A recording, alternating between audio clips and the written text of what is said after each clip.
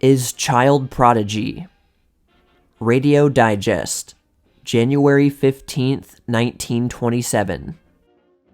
Someday, you are all going to hear and see a lot of the little girl shown in this picture, shaking her finger at a microphone. Her name is Phyllis Kono, 4 years old, whose mother is a descendant of the Emerald Isle, and whose father came from the island of Japan. The Konos all live very happily in Atlantic City, where Daddy Kono is a successful merchant.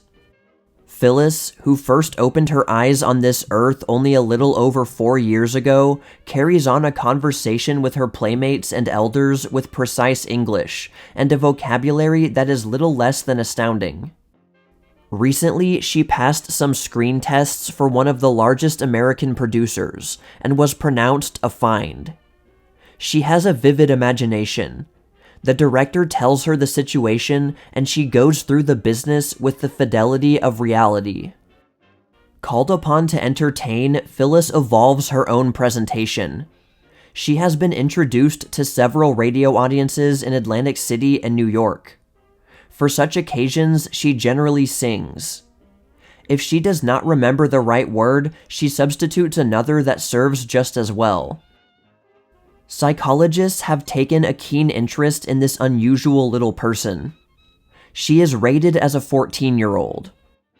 Her mother and her father are both of cultured families, and Phyllis seems to have inherited the best of the two races.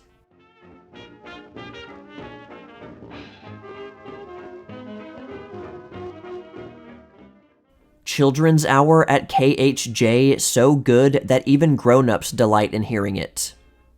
Radio Digest, January 15th, 1927. Children's hours, like children's books, ever hold a charm for many grown-ups. This is undoubtedly one reason why Children's Hour at KHJ, Los Angeles Times, the oldest broadcasting station in the city, has become such a popular feature of the evening's entertainment in Radioland. Uncle John, who is known all over the country for his genial announcing, together with the Sandman and Little Queen Titania, have brought many a youngster from a good many miles distant to the visitor's room at KHJ for a glimpse of the elusive fairy who has helped to turn the bedtime hour for the wee ones throughout the city into one of so much pleasure. So popular have the stories become in which these three well-known artists have appeared for the past several years that they were recently compiled into book form, beautifully illustrated, and met with great popularity among the admiring friends of Radioland.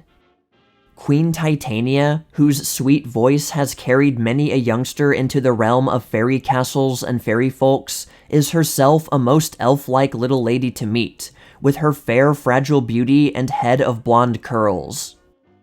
Another attraction of the Children's Hour is the impromptu talk between Uncle John and Little Richard Hedrick, whose photograph accompanies this story.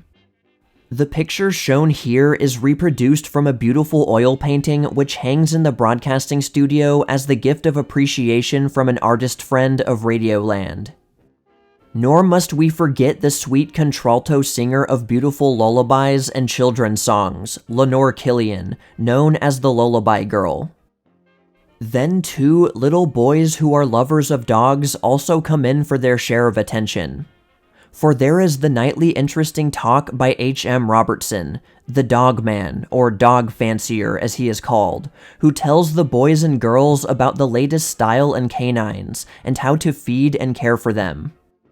The lessons in history by the radio historian, Professor Sylvester Herzog, have likewise become a feature of the Children's Hour, which is conducted daily from 6:30 to 8 p.m. Pacific Time.